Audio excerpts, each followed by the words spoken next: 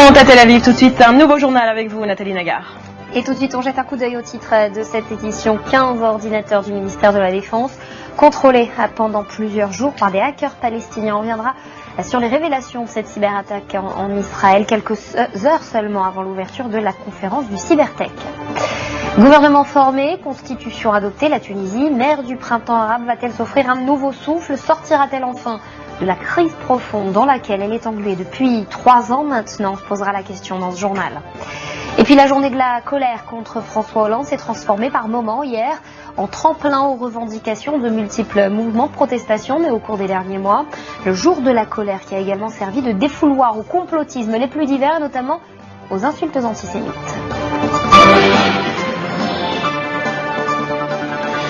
L'affaire est grave en Israël. Au total, ce sont 15 ordinateurs du ministère de la Défense qui ont été contrôlés pendant plusieurs jours par des hackers palestiniens. Le risque des secrets d'État aurait-il été révélé? L'avenir nous le dira. Pour l'heure, ce qu'on sait, eh bien, c'est un mail contaminé des services de sécurité intérieure qui aurait été envoyé avec un document joint concernant Ariel Sharon, un mail qui contenait un cheval de Troie. Alors, qu'est-ce que c'est très exactement un cheval de Troie? Les explications tout de suite d'Yves-Marie Perry, spécialiste des questions cybernétiques.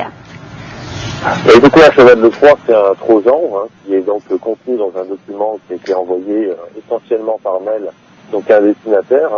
Ce qui est intéressant par rapport à cette attaque, c'est qu'elle a nécessité l'alliance de 3 méthodes. La première méthode est purement technique, c'est-à-dire parvenir à transmettre un document sans qu'il soit détecté par les antivirus. En général, pour y parvenir, les hackers utilisent une méthode qui est la rétro-ingénierie, c'est-à-dire qu'ils utilisent un virus déjà connu. Alors on avait vu cette méthode utilisée lors de l'attaque contre des ordinateurs de la société saoudienne Aramco. C'était le virus Flemme, qui était un virus, on va dire, officiel, qui avait été donc décomposé par les hackers pour en faire un nouveau virus. Donc une première méthode purement technique.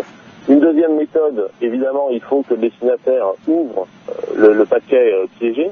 Et cette méthode est appelée ingénierie sociale, c'est-à-dire qu'on va profiler le destinataire de manière à le mettre en confiance et à le faire ouvrir ce colis piégé. Ça, c'est ce déguisement, c'est de cette façon-là que ce mail a pris la forme d'un mail provenant des services de sécurité avec une pièce jointe concernant Ariel Sharon.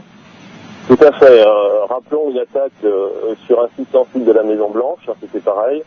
C'est une attaque qui venait des Chinois et le destinataire, qui était un membre des services qui étaient chargés des opérations de transport du président américain, avait été mis en confiance, mais donc il avait ouvert ce colis piégé qui avait permis d'affecter les réseaux de la Maison Blanche.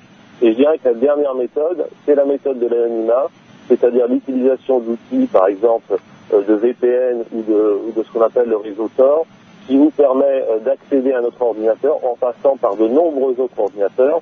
Je crois que dans cette attaque, on a détecté des ordinateurs qui avaient été utilisés aux États-Unis, mais ça ne veut évidemment pas dire que l'attaque vient des États-Unis, simplement que le hacker a utilisé donc un réseau pour anonymer sa connexion.